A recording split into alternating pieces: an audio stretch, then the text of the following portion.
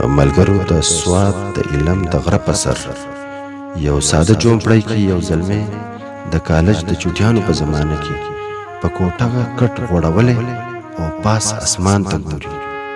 باید چې د هغه په تخیل کې د انتظار تصوراتي خاکه داسې جوړیږي.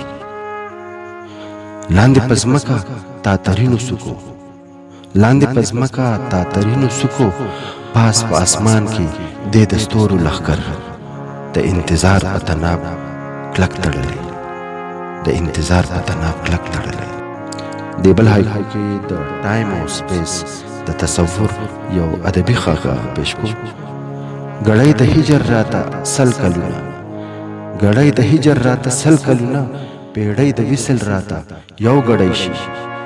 عشق زمین زمان یو بل تصور، عشق زمین زمان یو بل تصور.